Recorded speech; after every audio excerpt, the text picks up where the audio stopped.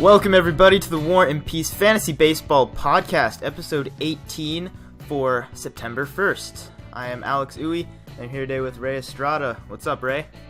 Not much. Is this our third straight show, just you and me together? I think so. What's up with these guys? I don't know. Well, Rudy has a good excuse. He's moving into school and getting situated. Parvot has no excuse. Yeah, seriously, we're definitely holding down the fort here. No complaints there.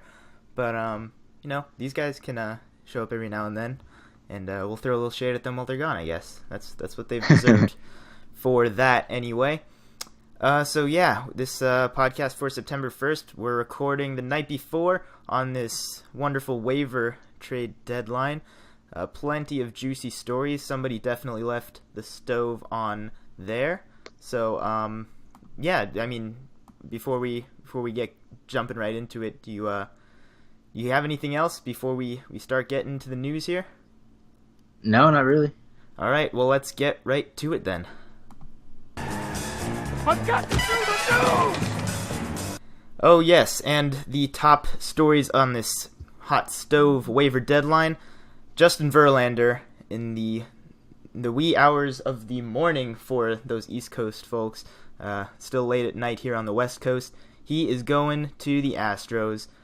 And the Tigers got a pretty decent haul. We'll go over these guys. I know this is a fantasy baseball show, so we'll try to keep it more fantasy baseball relevant, even though the Astros definitely have some other, benefits from getting Verlander. But just looking at Verlander strictly from a fantasy baseball perspective for just 1 second here, do you think he benefits from going to a team like the Astros at this point in the season? Can my answer be yes and no? Because I think he goes into a much better situation, back into a winning situation that might help build his confidence. And it's not like he's been terrible in Detroit, but he's had an off year this year. But he's going to Houston, which away from Comerica, so it's not the best situation in terms of actual ballpark. But yeah, I hear what you're saying. I like the move for Verlander because I think.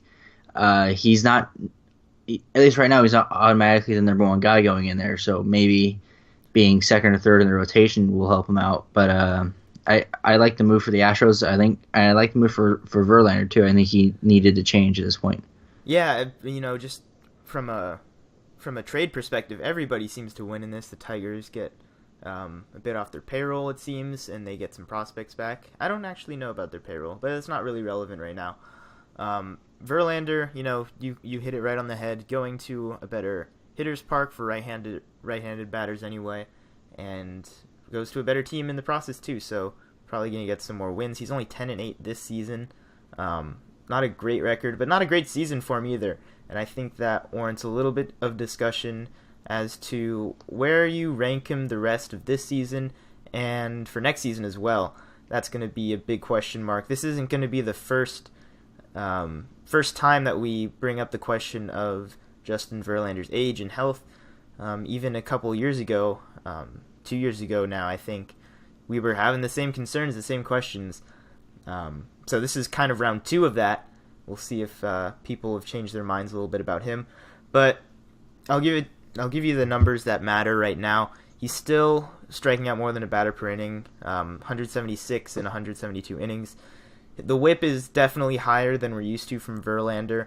A lot of that has to do with just walking more batters, and the ERA is not dominant. He's keeping it under 4. He's about 3.8 right now.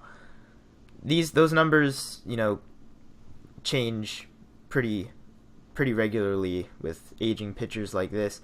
The number that matters the most to me is the strikeouts, and he still seems to be getting that job done. So I still have to rank him. If not in my top 20, just right outside of it. Maybe going to a team like the Astros pushes him right into that.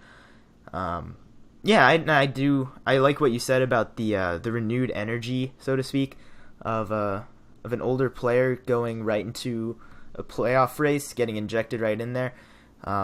We've seen that in a few cases, with guys like Howie Kendrick, and I'm sure there's others that I'm just not bringing to my mind right now. Nice. Todd Frazier's another guy. I guess you could a few cases brings up two. Well, do you want me? I can sputter for another minute or so if you really need one more. No, it's okay. How about Brandon Phillips with the Angels? How do you think he's going to respond well there? I kind of gave that a quick shout out too. We'll talk about the Angels and what they got in a second. But you needed me to finish that thought. I just went there. So the Tigers on the other side of things got 3 prospects from the Astros. They're number 3, number 9, and number 11 prospects. One of those, I think the biggest name there is Daz Cameron, he was a top 5 draft pick a couple years ago, right? He was definitely high up in that draft board. He's their number 9 prospect. They also get Franklin Perez, who's a pitcher, and Jake Rogers, who's a catcher. Good haul for them. Nothing of relevance this season. Would you agree that it seems like Daz Cameron probably has the most fantasy upside in the future here for out of these 3 prospects? Or do you like either one of these guys more? Anything that you notice that stands out about any of these prospects?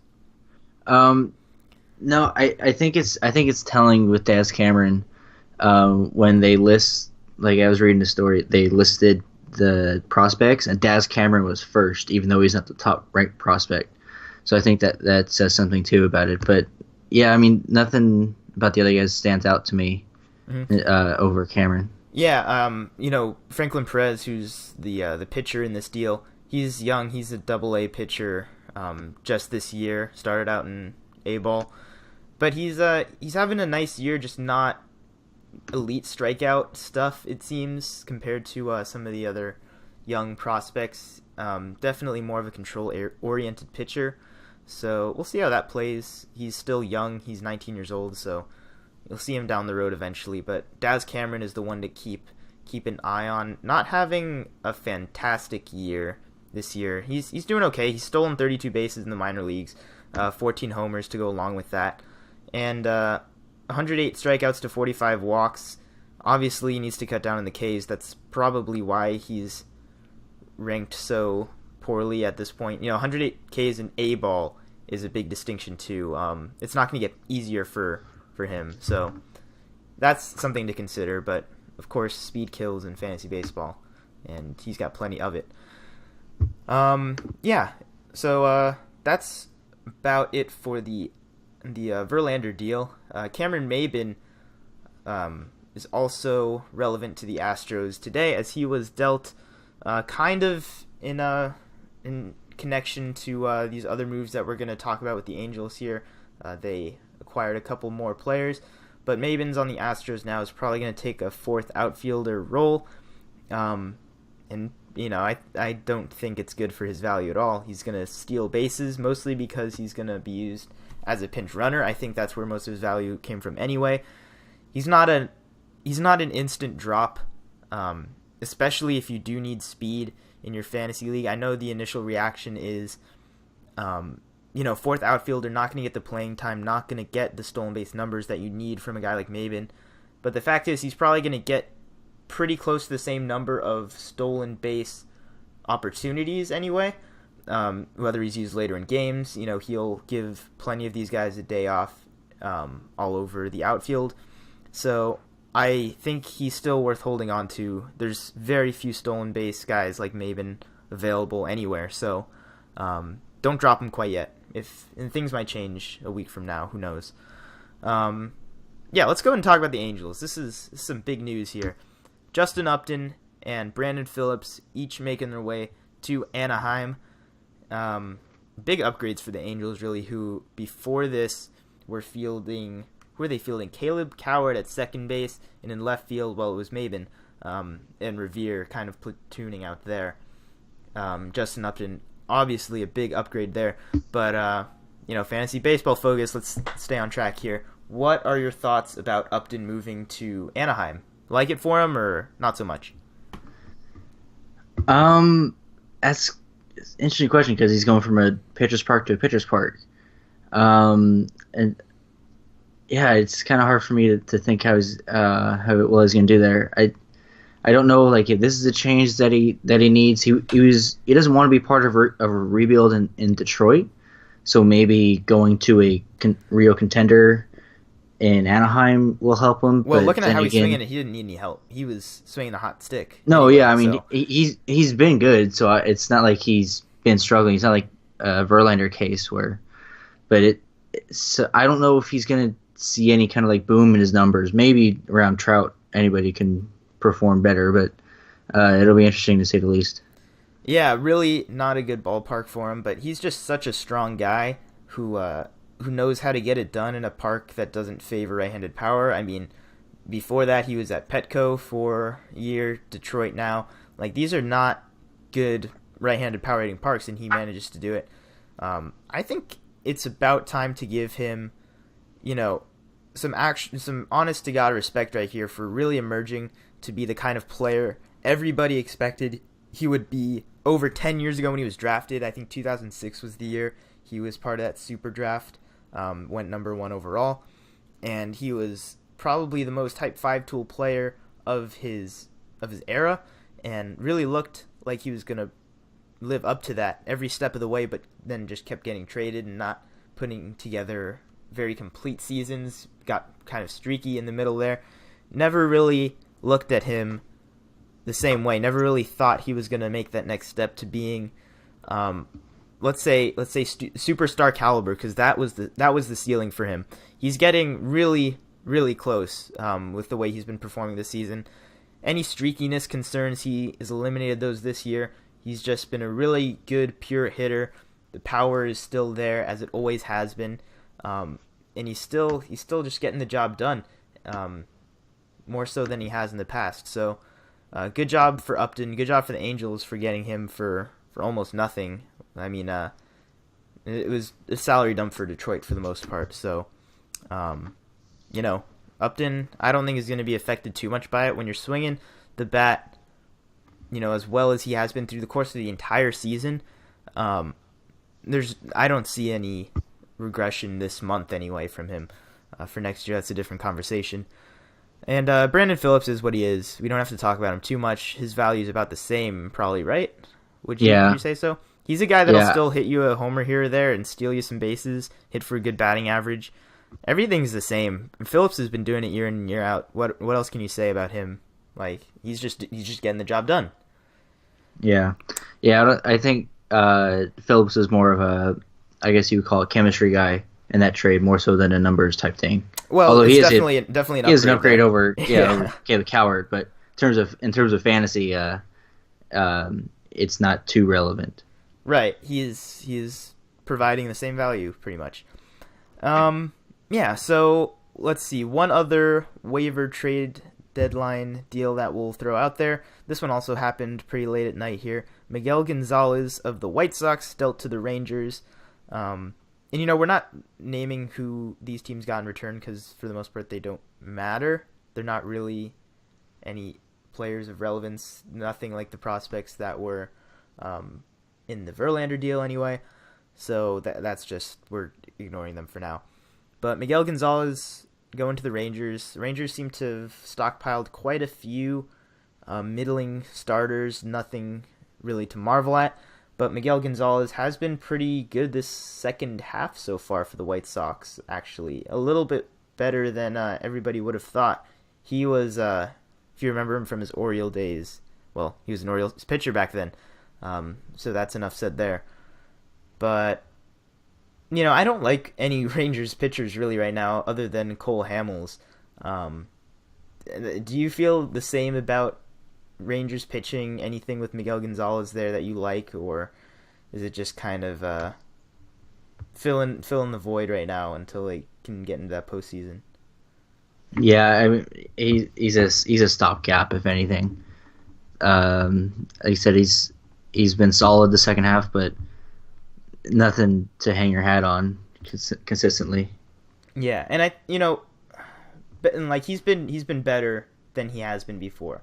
And I'll give pitchers credit when they're making changes and they're improving. He was pitching for a really bad team. The White Sox are about as bad as they get, even worse now. So, there's that. But his ERA's been slowly climbing downward, and he's had a couple really good starts where he's gone 8 innings. Hasn't really gotten lit up at all. this past month, his first start of August, he did, but in 5 starts since that start, he's gone 6 innings in every one of them, or at least 6 innings, and has given up 3 earned runs or less. And, he's not a strikeout pitcher. He had 9 in one game. So that's probably more information than you ever thought you'd want or need about Miguel Gonzalez, but there you go. Use him in those matchups if you so desire. All right, so that's it for the waiver deadline stuff, right? I'm not missing anything crucial here. Anything happened in the last couple minutes that we need to talk about, or are we good to move on? Good? No updates no updates right now, so I think we're good. Alrighty. Well, we got a few more things to talk about here before we keep it rolling along. So, Trey Turner, he is back, and he is doing the same old thing. He's doing the Trey Turner thing again. He's hitting the ball, he's stealing bases, and what more can you ask for? He's obviously owned in every league. He's not a player that's on the fence in any way. The only thing that I want to bring up with Trey Turner is because it was a wrist injury, I'm kind of anxiously waiting to see if and when the power will come back for him. This is a guy last year who surprised everybody in that rookie year with the amount of power he had in his bat. He's only got 7 homers this year, which is probably more about what you'd expect from him, 10, maybe 15 throughout the course of a full season. But, with the wrist injury, I wouldn't be surprised if he barely squeaks out like 2 or 3 this month, if that. Obviously going to contribute the stolen bases and the batting average. That's just what he does. That's what he offers, and that's what we know. But any concern with the wrist injury, any concern with playing time with a team like the Nationals who can afford to rest him, or are we all good with Trey? I would say we're all good. Like you said, probably not going to get power numbers, although he wasn't having any power numbers this year anyways. He's played all 3 games. He's come back, hitting .364 through those 3 games, a couple of stolen bases already. I think he's going to be just fine. Concerns about the wrist injury are lower now, but I think we talked about it earlier in the week. His playing time concerns, I think there's none of that now that he's played the first 3 games off the DL. Mm-hmm. Yeah, and he looks healthy. It's not like he's over anxious getting back or anything. He definitely looks good to go.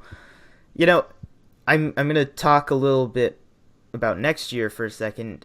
Is he your number 1 shortstop in fantasy baseball next year? Because he is for me, especially in standard leagues. And probably in most formats, I have Trey Turner as the most valuable fantasy shortstop over guys like Correa and Seager and Andrus. I don't know if that's the common belief at this point, is that he can maintain that. But I'm on board. I think people should be on board. What are your thoughts on the number 1 shortstop for next year? I think there's a case for that just because of his stolen bases and the fact that he's one of the few stolen base guys who has a pretty decent average, 282 so far this year. But the power department, unless it comes back next year, I think can hurt him in that regard, because we see, like you mentioned, Elvis Andrus hits for power, Correa hits for power, Seager hits for power. I would say it really is between him and Correa, because Correa does have the speed, not the speed that Trey Turner has, but I think Correa matches up well with him in a lot of categories. Well, I'll let you know that Carlos Correa isn't doing much running at all this year, by choice, I would imagine, but I think I think Trey Turner's just raw hitting ability too. We talk all about the stolen bases, and that's obviously going to contribute a lot in most formats. But looking at the whole picture with him, I'm not going to dismiss what he did in that crazy rookie campaign in 2016. I'm not going to look at it like that's the player he is. He hit 13 homers and 300 at-bats. That's a really good pace for a guy of that nature, and stole 33 bases in just that same amount of time. He's able to do that, obviously. But he did hit 342 in that stretch as well, in that 300 at-bat sample, which is a small sample, but it's looking at again this season, he's had about the same number of at bats so far, and he's only hitting 276. Obviously there's middle ground there, but I don't think he's a natural talent 276 average hitter. I think he's gonna be a consistent 300 or better hitter going forward. I think he's just that talented of a kid. So I'm not gonna go ahead and put a pin in it at 270 and 275 and say that's what he is. That if anything, that's his floor. He for a good stretch there, his batting average was down around 240, and he picked that up in a matter of no time before he got injured. He can do it. He's definitely capable of keeping a very, very good batting average throughout the course of a full-length season. So, that's a lot. That's a lot of talk about a guy who's not really in question for the rest of this year. We'll talk about some players that are going to be of intrigue this last month, especially everybody out there in those dynasty leagues. We are talking September call-ups. It is time. Man, oh man, this is the best time of the year for all you prospect lovers. I am one of them. I'm sure there's a few in here that you're very excited to see as well that we're going to talk about, right? So here's what I'm going to do. I'm going to list off a bunch of them, ask your first glance opinion about what you think their impact is going to be and what you think about them going forward into future years even then. So first guy we'll talk about is Francisco Mejia for the Indians, number 1 catching prospect in the minors right now. Well, tomorrow he's not going to be. He's up with the big club. That one is confirmed. By the way, most of these guys are confirmed to be September call-ups. Some of them are kind of speculative at this point, but we'll talk about them just the same. So Francisco Mejia, what is your gut instinct? What is your first take on Mejia? I think he's going to be a very solid catcher in the major leagues. Switch hitter, 21, so he's mature, and he got signed in 2012. We're in Dominican actually. 2012, so he's been in pro ball for a while. He's got 290. He had a 297 average at Double A this year, at 14 home runs and about 347 at bats. Only 53 strikeouts, 24 walks. So he's got some good hitting numbers, and then you add that he's a top tier catcher. Scouting grade rating of arm is 70, according to MLB Pipeline. It'll be interesting to see how much playing time he does get, considering that Yan Gomes is still up there. But Gomes has been struggling this year, so maybe Mejia will get a better look. I haven't checked out Perez's stats, but I think Mejia, when he does get full time, he'll be a very good player. Yeah, and I think you're being modest there. I think he could be the best catcher in baseball easily, considering the crop of catchers in the big leagues right now. Him and Gary Sanchez and Buster Posey are all going to be in that same conversation, I think, because he's been that good of a hitter. He's just a really good, pure hitter in terms of batting average. He's got a little pop, but that's enough as a catcher if he can turn out 20 homer power with a good batting average. And looking at his minor league numbers, really not a high strikeout guy at all. He knows the strike zone pretty well. I think that's only going to get better.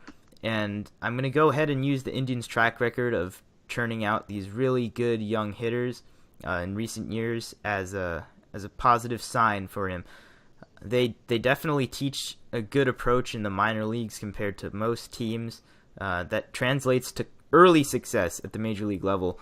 Not a huge adjustment period. You look at guys like Lindor, you look at Jose Ramirez, you can even go back a little further and look at Brantley, guys like this who really emerged into something different than even what they were hyped to be.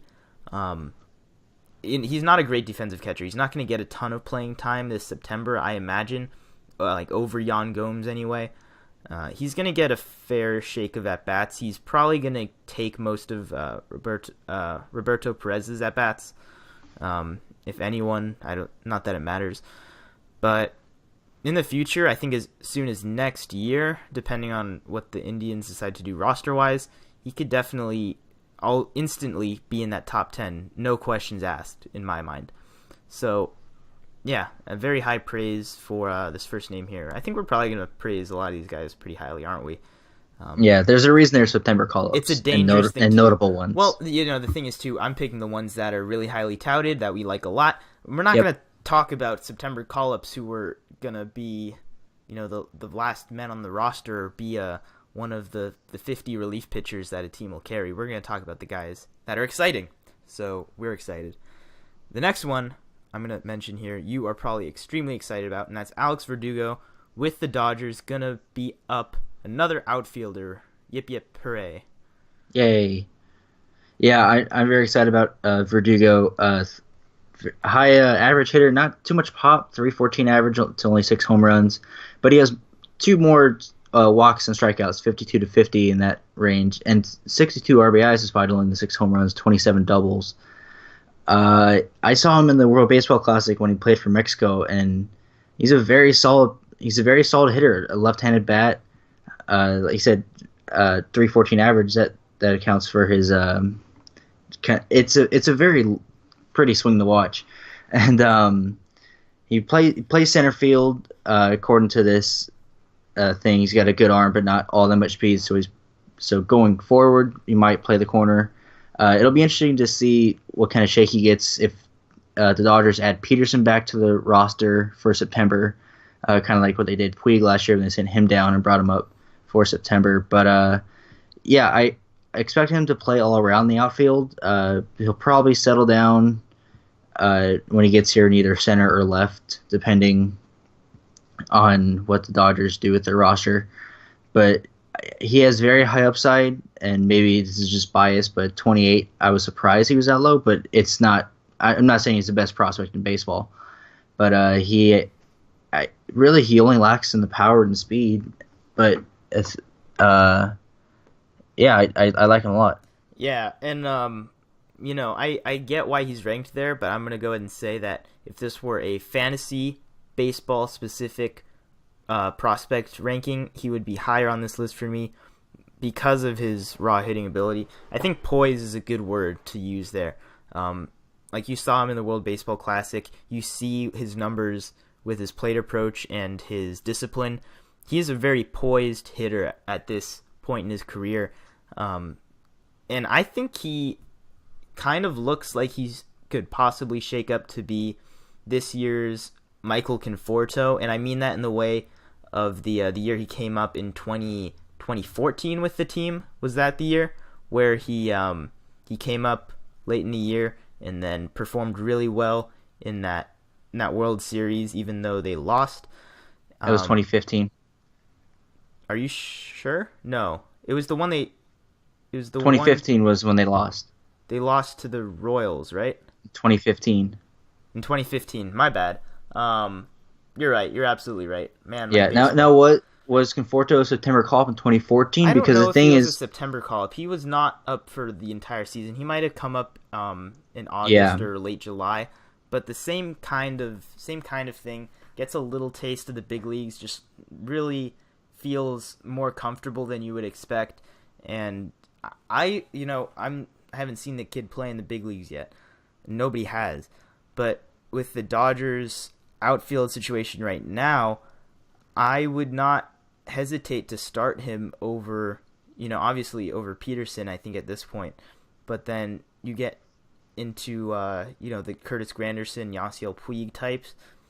Depending on how he performs this month, he might see some really important at-bats in the postseason, which I think is always good for a young hitter. He will not be playing in the postseason because the rule is a player must be on the 25-man roster prior to September to be eligible for the postseason. What's the cutoff date for that? Like midnight tonight. Oh. It's September 1st. That's why you don't see September call-ups play in the playoffs. Ah, like strictly. Okay.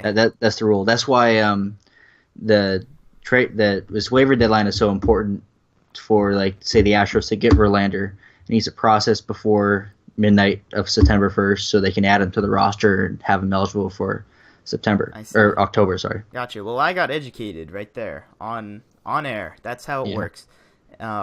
It doesn't. That's matter, why I think you might have gotten confused with Conforto, because if he came up in 2014 as a call-up, definitely was not a call-up then. My mistake completely. Yeah. Whatever. The point. Well, he could have been a call-up in 2014. He could performed well, and then came up earlier the next year. You're kind of making connections here that clearly weren't happening in my brain at all. So let's just leave that alone. But I started rambling at the postseason and all that. It doesn't even matter. This kid is going to be good in the future because it's fantasy baseball is all about hitting. This kid's all about hitting. He's not the most athletic guy out there. He's not going to be up there with your J.P. Crawford, Gleyber Torres type outfielders or infielders. Like, he's not going to be a super athletic guy. I think, look for the prospects that have the really high upside bats and ignore everything else for the most part. That's what I do. Just keep that in mind when you're scrolling through prospects or looking for somebody to add to your dynasty team. Let's go ahead and change gears a little bit here. Let's talk about a pitcher who is going to make his major league debut tomorrow night, or I guess tonight as of when this is uploaded. That is Flaherty for the Cardinals. He has been, talked about for a while. It looked likely that he was going to come up. But it's official now. He's going to start tomorrow against the Giants. He's a must-use in, daily formats anyway. And he's starting against Johnny Cueto, who is coming off the DL. So, Jack Flaherty, what do you think about his prospects? He's clearly the best pitcher that's come up for this September push. Would you say so? Yeah, I think Walker Buehler might be coming up for the Dodgers too. He started in High A this year, and he's already up that for one's AAA. It's not confirmed. That was it's not just confirmed still. And if he does come up, he'll be a bullpen piece more than likely, kind of like Arias was. But in terms of a guy who we know is going to be a starter, I would agree with you that Flaherty is the top guy coming out. Only ranked 53rd on the top 100. Number 3 among Cardinals prospects, but not top 10 in, say, starting pitchers. We're using prospect. MLB.com. Yes, this is MLB pipeline rankings. He started in Double-A through 10 starts, had a 1.42 ERA, 62 strikeouts to only 11 walks, through to a 205 opponent batting average, .92 WHIP, and then got called to Triple-A during the middle of the year. 15 starts, 2.74 ERA in the hitter-friendly Pacific Coast League, 85 innings, 85 strikeouts, 24 walks. So at 233 opponent batting average, 1.14 WHIP. So it's looking like he's a guy who's going to get you about a strikeout an inning, a little more, a little less, either way. But I think he's going to be a very solid option going forward. But the thing is, when some of these guys kind of come out of nowhere, that could maybe make you pay attention to them more to make sure that they actually sustain their production. Mm-hmm. Yeah, that's another thing too, is, it's such a tricky thing. I've done plenty of it with my fantasy team where I look at these rankings, these lists, and there's so many names to pick from. You have to really isolate who really looks like they're going to make it at the big league level.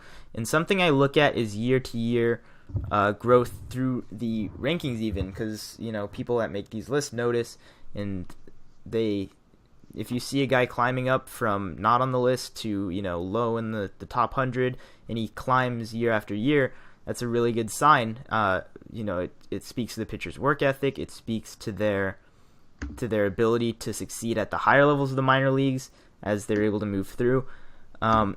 Flaherty wasn't really a super highly touted guy. He doesn't have any really plus pitches. He's a 4-pitch mix kind of guy. More control oriented, not a flamethrower really. I think I do think he's gonna be a really solid pitcher for future years. Kind of Aaron Nola-esque. Aaron Nola was more highly touted, had much better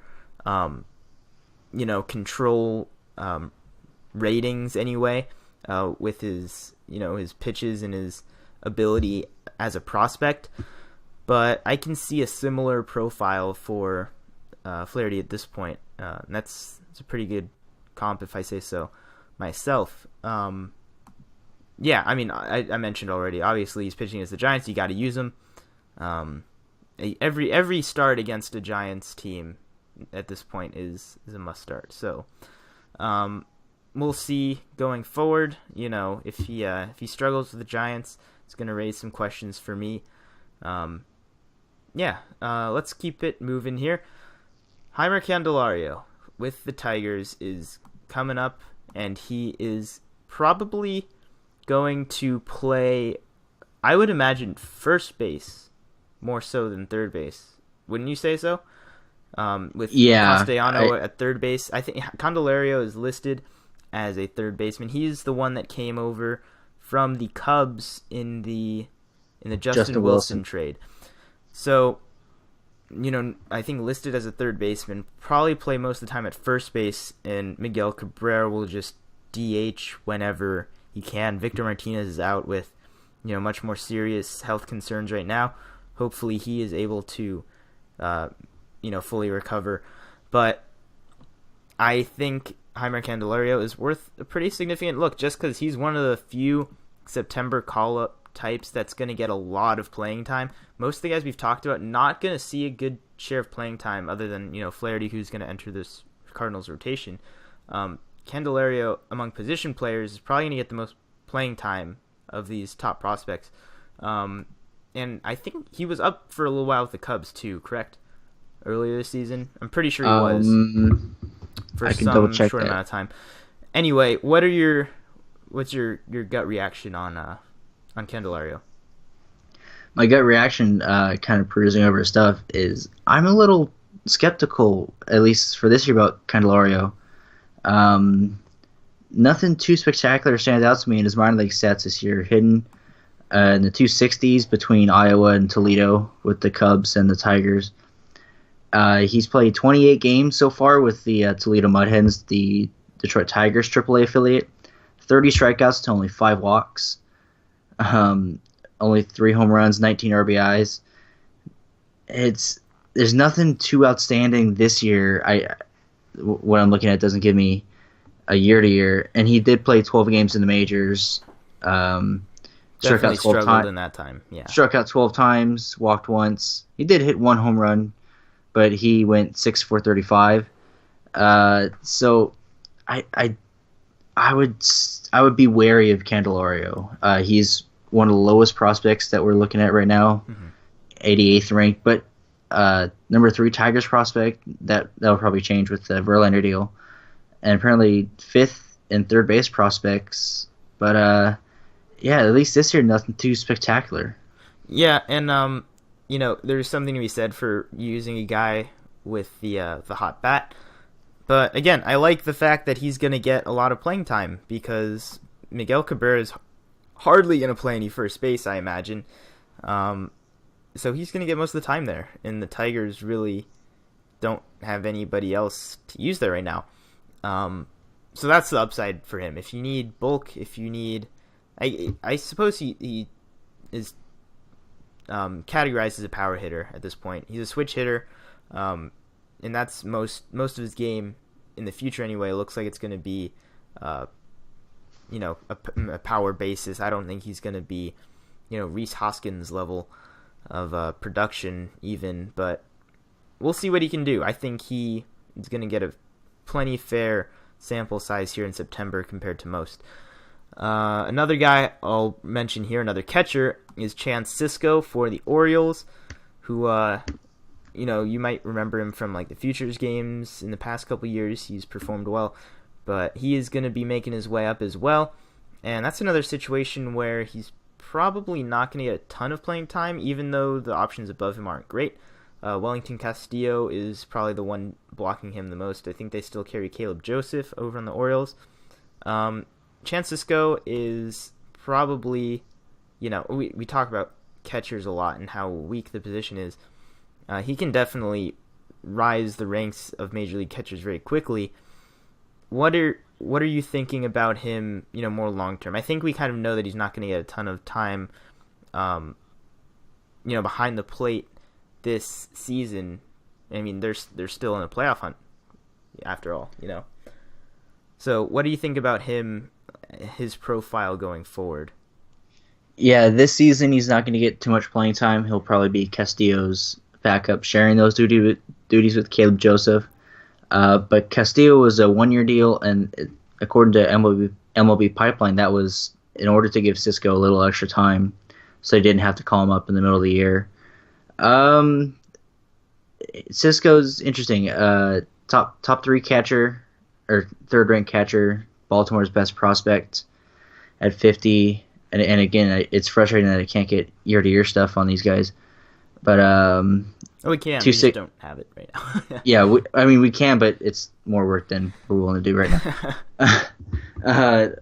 Seven home runs, 267 average, 99 strikeouts, 30 to 32 walks through 97 games.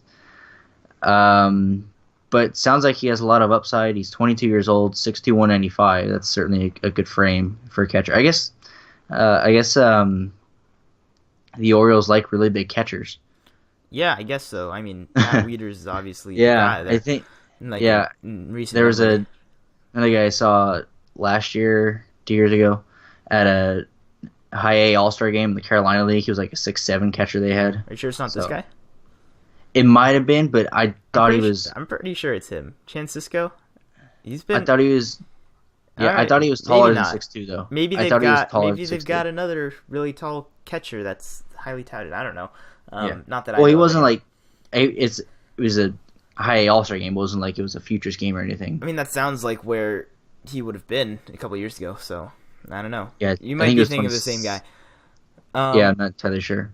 Yeah, and I tend to agree. I think any catcher that provides, more of a, batting average on base ability, is gonna be a plus no matter how you crack it. I mean, if he looks like he's gonna be a solid option to get regular playing time, and is gonna maintain a decent batting average, then keep him on your team, roster him, and I will say. It seems he's not so much of a power guy right now in the minors, more so a gap-to-gap type of hitter. I think those translate very well to hitters' parks, especially Camden Yards, one of the smallest parks you can find. Some of those doubles will turn into homers, so I wouldn't be surprised if there's a little bit of a spike at some point for him in his early major league career. It's worth keeping an eye on anyway. So, yeah, let's see. I'll throw a few more names that aren't confirmed to be called up for this month, but just give me, a quick bit on each one of these players. Brent Honeywell for the Rays is probably one that's more obvious, that's been talked about for a while. Really stood out in this year's Futures game.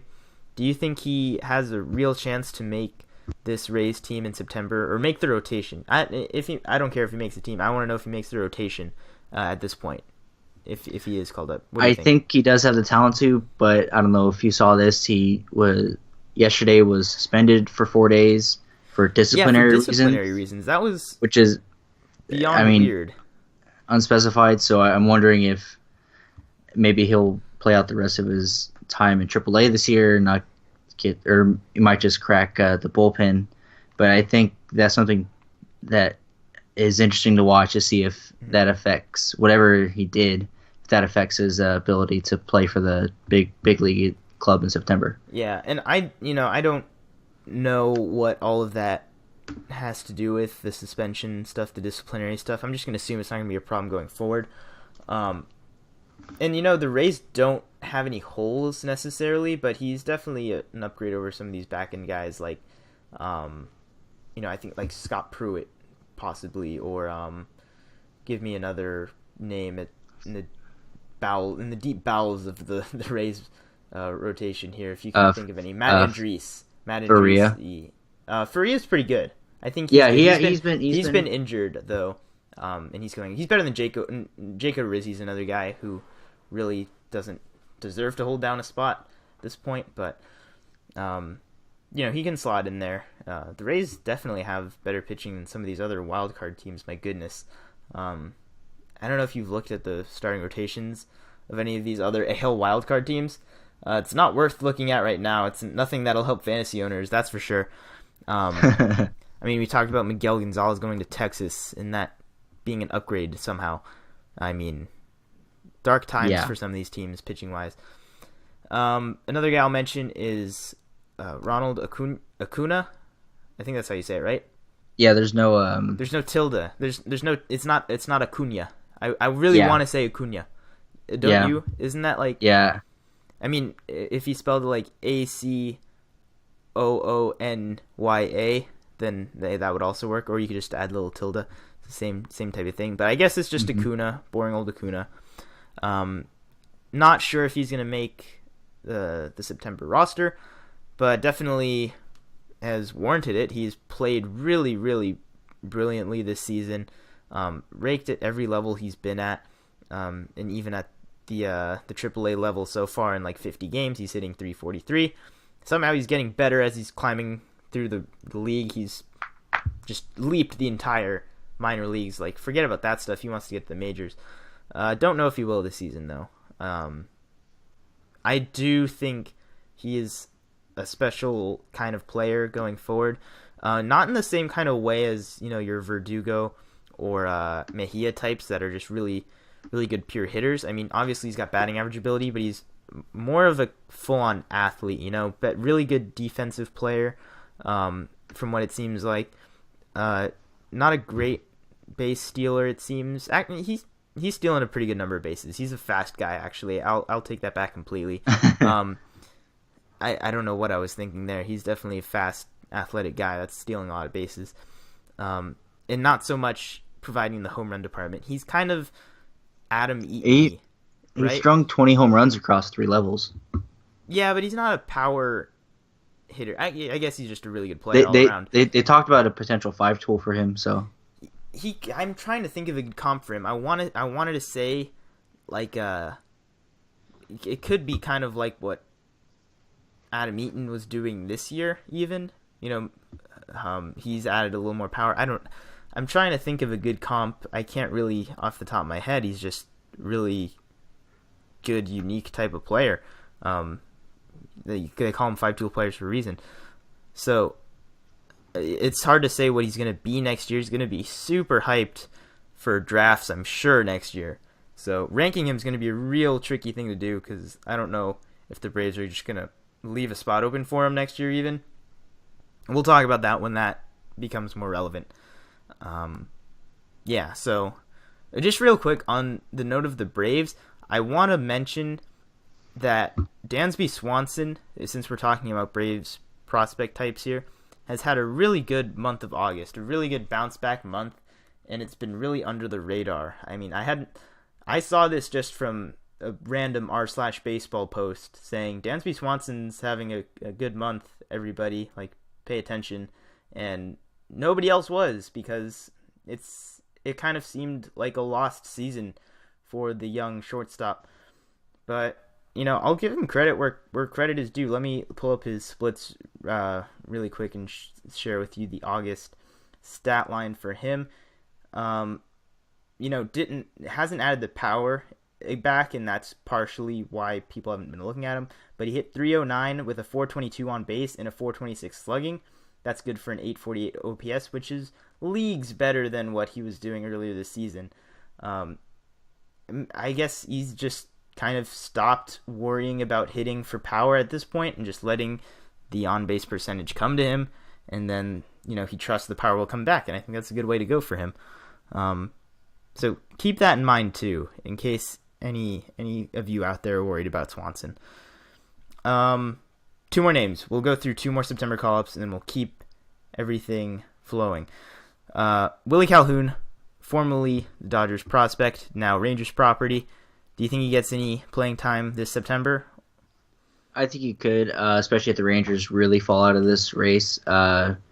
Really good hitter. Kind of struggled going to the Ranger system, but raked in Oklahoma City when he was still in the Dodgers organization. Not a great defender, but it doesn't seem like they're going to climb back into this. I don't think Miguel Gonzalez does that for them. So maybe if they fall out of it, he'll get a shot. Yeah, I mean, I feel the same. I think he could be an upgrade at this point, hitting wise. That's what he is. He's a big bat. I don't think they need him though. Beltre did have a little question today's game, and we'll talk about that a little bit in a second too. So if there is a hole, it would come from that area of concern. But I don't think he's going to impact this year at all. Next year, maybe. It's going to be hard to find roster space on that crowded Rangers team. It always is, especially for a guy that's not super diverse, or he doesn't have a very good. He's a little bit. I'm trying to dance around it. He's a big man. He's a big small man. I don't know how else to say it. I've heard the fire hydrant comparison. That's probably the best way to describe it. He's a brick, and he's not a fast guy. He's not an athletic guy. He can rake though. That's what I'll give him. J.P. Crawford is the last guy we'll throw. He's been in the minor leagues forever. It seems like. I think he needs to get to the big leagues, right? He hasn't made any major league stint at any point, even though it seems like he's been around for years now. I mean, he has, but it probably feels longer than it actually has been. But J.P. Crawford, do you think he gets a crack with the Phillies this season at all, or is he even worth looking at next year? Looking at him, looks like he's a decent power guy, but batting .239. Yeah, and I'm going to say he had a really down year this year. For him, he was really highly touted the previous years, he was top 5. He was preseason number 7 this year. He dropped all the way to 61. Yeah, just because he's had a really rough season. He's kind of bounced back in the last month and a half or so. I'll throw that disclaimer in there too, but yeah, I don't see why the Phillies would, even at this point. They're notoriously patient with players like this. He doesn't need time in September. I think they're just gonna break camp with him as their shortstop next year, probably, right? Yeah, that's probably the best move for them. Yeah, and he'll steal a few bases, hit for a little bit of power, decent batting average skills, even though this past season doesn't suggest it, but that's what he profiles as, and a pretty good defender. So he will have no problem finding a major league job at some point, and the Phillies probably just hand him the job next year. I kind of hope he does. So yeah, that was a lot of information. That was a lot of young players, all about that September call-up hype. Any other players or anything that I missed by any chance that you really wanted to talk about, or are we just about clear to move on here? No, I talked briefly about Walker Buehler, but that's kind of the only guy that I would say is missing from the list. All right, well, with that, let's get on to our injury update. You have your ubulus muscle that connects to the upper dorsimus. It's boring. Yeah, let's talk about Adrian Beltre, who I mentioned earlier, and he left today's game, or the Thursday game, with a hamstring problem. It just seems like hamstring tightness right now. We're not sure. I believe they've diagnosed it as a strain. It is diagnosed as a strain, so yeah, it's got to be a DL stint, right? I don't know. Has he been placed on the DL yet? He's gonna be on the DL. I don't think that's official. I saw a quote from him. He called the pain not good, and okay. I would be concerned. I would be concerned because Cespedes is done for the year. I don't think it's as bad as Cespedes, and his hamstrings aren't as blocky as Cespedes is. But older guy, I think the Rangers want to squeeze out a couple more years of him. I wouldn't be surprised if he sat out the rest of the year if this hamstring strain is particularly bad. But so this is very concerning for Beltre owners. Yeah. Adrian Beltre, it's way better for baseball when he's on the field, but any injury question with him is especially concerning. I'm not touching Beltre the rest of this year. Like I mentioned, possibly it might open a door for Willie Calhoun in some way, but I'm willing to bet not. They can just play Gallo there and fill in the rest. They are in the wild card hunt still, but they're kind of holding it together with duct tape, especially with that starting rotation anyway. I I don't see anything with Beltre. Leave him alone. Be done with him for the year. We'll revisit the Beltre conversation next year, as we always do.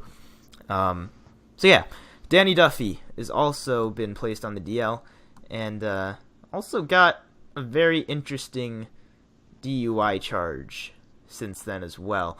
I'm just going to go ahead and say it definitely sounds like an out-of-the-park report, if you know what that means. But that part's not really important for fantasy baseball. Duffy, in terms of return time, I'm not sure if they're going to rush him back. If they can rush him back, I'm not sure what their plans are with Duffy. What do you think about Duffy's prospects for pitching this season? Any chance or no? Because if he is, then I want a piece of that. But if not, then I'm not going to go anywhere near it, you know? I think health-wise, I think it's very possible he comes back. According to this report, no major damage. Physicians didn't even recommend a cortisone injection. Just a little inflammation. But I don't know what MLB is going to do with this DUI. They don't have a policy on DUIs, but it'll be interesting to see if anything comes of that, legally or on the MLB side of things. Mm-hmm. But health-wise, he's going to come back. Yeah. Okay, that's good health-wise. Yeah, I see no UCL damage, like was possibly suspected. Might even be a good time with all this DUI nonsense going on. If he is going to pitch, you might want to see if you can get your hands on him for this final stretch. I don't know how many pitchers you're going to find that are of this caliber, like top 30 starting pitcher caliber, that are still pitching for teams that are relevant, that are in the wild card hunt. Definitely try to get your hands on him if you can while there's so much uncertainty. And then if worst case scenario you have to get rid of him, so be it. It's probably a worthwhile risk at this point. That's my opinion anyway. And one more injury that I'll throw out here is Brandon Belt, who is on the concussion DL, but concussion at this point in the season for a team like the Giants, I can't imagine they're going to push him. I wouldn't be surprised if he's just done for the year. I wouldn't be surprised if in the next couple days you see that they shut Brandon Belt down for the year. Do you see that as a real possibility, or are you still okay with Brandon Belt? Or, he's not even a must-own first baseman anyway. Yeah, I was going to say, I mean, I don't know if he's I don't know if he's relevant enough to really worry about his staying, because he's on the DL. He's one of those guys that even if he's on the DL and he's going to come back, you could say, okay, I could drop him and pick up somebody else. Mm-hmm. But yeah, like I said, not a must-own first baseman unless you're in like a really, really deep league. But yeah, I don't know what the Giants are gonna do with him. It's interesting to see how they assess this season coming up towards the end. What if they want to strip down or keep this core? So I think their plans with Belt will be very interesting to see what they do. Yeah, it is a shame, as it especially for a guy like this who is part of that core. Brandon Belt tied his career high in home runs this year. Really? And it's only 18 homers. He's not a power hitter. He always seems like he should have been. He's just not a power hitter. 18 is the most he's had, and he did it this season. He did it in 2015. Yeah. I thought 2015 was like his kind of breakout year. Yeah, 2015. He matched that this year with relative ease, it seems. He did it in 33 less games. So, it would have been a good power year for Belt, I guess. It's a good power year for everybody. It just doesn't mean anything when you're hitting 240 anymore and not providing anything else, Yeah. Unfortunate, but, if you had any glimmer of hope for Belt, it's gone. Not a lot of relevance there. So we'll move into our last little segment here where we bring everything together. We give you the weekend preview. We'll give it to you straight. I'm going to go ahead and throw a lot of pitchers' names at you here with a little bit of information. I want to hear your gut reaction, yes or no, if you're using him this weekend. The first one I will throw at you is Doug Fister, who is actually, believe it or not, pitched well his last couple starts. You remember the perfect game start that he had after the leadoff home run. And then the last start out, he was pretty good as well. He went 6 and struck out 7, I believe, was his line. So, you're using him against the Yankees this weekend. Are they in Boston? They are in no, New York. they're in Yankee New York. Stadium. Yeah. He went 7 innings his last start, struck out 7. A hesitant yes. I mean, I probably jinxed them right there with that. But Well, he's going up against Sonny Gray. That's worth keeping in mind as well. And that's tomorrow. That's Friday. He's the Friday start. yeah, so I think I think you lean towards right in the hot hand, but then you go into a hitter's park and a rivalry series on the scale of that. I think it's tough to endorse, even as hot as he's been. Yeah, and I think it's worth noting that the Yankees lineup recently, other than Gary Sanchez, really has been pretty weak. I do see the fear there because Fister could give up a cheapy home run to anybody in that lineup. He is still considered a fly ball pitcher. I tend to stay away from that. But if he can work around Gary Sanchez and basically he can really have a nice start because you don't have to worry about any of the outfielders really at this point. Aaron Hicks has not been hitting very well. Judge has been doing what he's doing. He'll walk every now and then, not doing any damage. And then, around the infield, you got guys like Didi and Headley who can put the ball in play and hit for better average. But other than that, I don't know. Greg Bird, maybe he might be a candidate to hit a homer off of Fister. He's back for the Yankees. He's got a couple homers since returning. I don't know. I think I use Fister here just because it's such an easy lineup to navigate, it seems, compared to some of the other ones out there. Johnny Cueto is the next guy I'll throw at you here. He's got the matchup against Flaherty, who we already talked about. Are you intrigued for this last month or for the start? Do you think coming off of a DL stint, he's going to have some sort of small revival in his stuff? I don't know, because Cueto has been phenomenal for the last 6 years before this year, and then it's just all gone away this year. You using him or no? I would lean no, even though he is pitching at home. You just mentioned all the uncertainty with Cueto. A down year this year, first start off the DL. There's too many question marks despite the matchup that I would say no on Cueto. Okay, yeah, I can see that. I am keeping an eye on him for sure, though, and I'm keeping an eye on him for next year too, because I don't think everything's gone. I think he could be like a Verlander type, where he just had a really off year injury wise and everything else, and if he just has an off season to get it all together, he can bounce back. That's what I'm hoping for a guy like that. So Harvey going to Houston. Insert hurricane joke here. Or maybe not. It's pretty sensitive. But Matt Harvey is actually pitching against Houston. Yeah, I was going to say he's pitching against Houston. As crazy as it sounds, in Houston, I think they're playing that doubleheader there, right? Yeah, that's great news. That's on Saturday. They're playing doubleheader Saturday. This series was actually originally supposed to be in St. Petersburg at Tropicana Field, and it's great news that they were able to go back. Mm-hmm. I'm not using Harvey. Yeah, no, I think the Astros get their revenge on Harvey. Yeah. Oh wow, that's a great headline right there. If you could, I'm willing to bet you'll see at least one headline that says Houston is going to get their revenge on Harvey in some way, shape, or form. That's just the perfect way to size it up. I like all the Houston pitchers against the Mets here. The Mets are a really weak lineup. Charlie Morton, Brad Peacock on that doubleheader there. And then who's going in the Sunday game for them? That would be... Why can't I find it? It's Mike Fiers, who, even... Mm-hmm. I'll take him even, because he's pitching against... Who is this? Flexen? What? Flexen. That should be his nickname. Chris Flexen. His nickname is Big Baby, apparently. That's a dumb nickname for a guy with that last Mets. Name. Okay. Yeah. Astros pitching all the way, absolutely. And hitting. Well, yeah. I mean, always take the Astros bats. What Houston Astros bats are you not going to take? Yeah, especially this weekend though.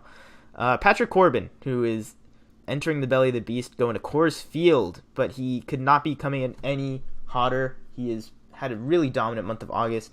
I think he's deserved the pitcher of the month if when that time comes to give out pitcher of the month awards. It's got to be Corbin. He's been lights out. He's given up 1 run in his last 4 starts, I want to say. Do you use him in Coors Field, or are you just a no-go on anybody at Coors Field?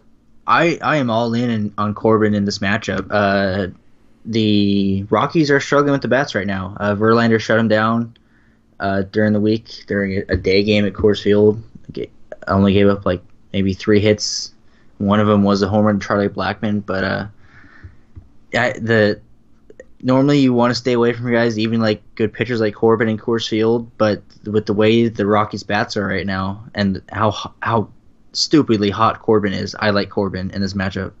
Yeah, he's stupid hot. I think you have to use him just because the strikeout numbers have been really good. Worst case scenario, he still could strike out like 7 batters through 5 innings and get pulled early if he gets into trouble. But even then, you gotta use this guy until he stops producing, right? Like, this is the only matchup really standing in his way. The rest of the stretch, he's got an awesome stretch of matchups going down the road here. He's got a couple more Giants series, I think, still. I think there's another Mets series for the Diamondbacks, I want to say. So many good opportunities for Corbin here, man. That is a pitch. He could be a top 10 pitcher for this month specifically, if I were to rank him. So that's how I feel about Corbin. Michael Fulmer, who is kind of the reverse of that, looked much better earlier on in the year. Same goes for last year. He's fizzled off again. He's unusable in my opinion. Even against who were they going up against? I was supposed to know this. The Indians, especially the Indians. You can't use him against the Indians, right? Yeah, no, I steer clear of Fulmer. Yeah, I mean, he's still. Don't be deceived by the 3.83 ERA that's still mounted up there on his season numbers. He's not striking out a lot of batters anymore. He doesn't walk a lot, but he just gets absolutely shelled because he's such a pitch-to-contact oriented guy, and he's just getting torched whenever he's getting hit hard. So, I can't use him against Cleveland, especially. I don't know if I'm using him down the stretch either. It's going to be a really hard guy to rank next year. Any other pitchers or matchups that you like for this weekend? The Marlins are playing the Phillies at home, so everybody's on Stanton home run watch. He didn't get one today. They're playing a 4-game set, so 3 more games to do as much damage as he can against some really awful pitching. Looking forward to that. Sunday matchup for the Yankees Red Sox is a great one. Sale and Severino, that should be fun. There's not a lot of other the White Sox. Actually, I want to bring up the White Sox pitchers through this entire series against the Rays. Really, really intrigued by that. Actually, you've got Ronaldo Lopez on Friday, Carlos Rodon Saturday, and Giolito Sunday. This is the future, and it's here, right? The Rays are a pretty high strikeout team. You could see a lot of potential there from these young pitchers. I think that might be the most interesting pitching lineup for any team, just because these are some really good young pitchers going out there. Any other matchups that you want to throw out there that you like before we end off the show here? Kershaw returning Friday against the Padres at Petco. It's first start off the DL. It's Kershaw against the Padres at Petco. Yeah, I don't know why. I don't know why you say no to that. I don't know why you say no to that matchup. Make sure he's in the lineup for the no hitter. Absolutely. So, well, I mean, a little too late now. Make sure he's off your DL. If he's not off your DL by the time you're listening to this, then I think you're too late. I think a lot of leagues do same day DL. Really? You activate him the day of. Yeah, I think some daily leagues should be all good. Yeah. ESPN doesn't do that, and that frustrates the hell out of me. Do they not? I thought they do. They don't. Or really? Maybe you can set it, but it's you can't because your lineup is set for like that day, like midnight to midnight. Interesting. I don't know about that. Okay, well, whatever. Whatever the case may be, Kershaw is not a hard one to sell people on. That's going to do it for our show today. We got a lot of information at you there. It was a very, very busy Thursday night. There's lots of trades going on. I thought we were done with this. I thought this ended a month ago. Yeah, this is the busiest waiver deadline I can remember. Yeah. So, I want to thank everybody again for joining us, and I want to remind everybody that we'd really love to hear your feedback, your ratings, your comments. It's all going to be very much appreciated and taken into consideration by us. We also really want you to send us your fantasy baseball questions or any questions you have for us. Send us your questions. You can do that by tweeting us at WPB_podcast. You can email us at warandpeacebaseball@gmail.com, or you can comment it anywhere. We want to get your questions so we can answer them on the podcast. So, I think the other thing that I want to mention is that you should check out our website. I'm just trying to run through all these things in my mind. Gets cluttered sometimes. Going onto the website would be a really good thing. You can check out the link below there. We got all our podcasts as well as some articles that we've been writing, fantasy baseball articles included there. So be on the lookout for more material. And we'll be back next week as we usually are. So, yeah, that's going to do it for today. As always, Ray. Peace.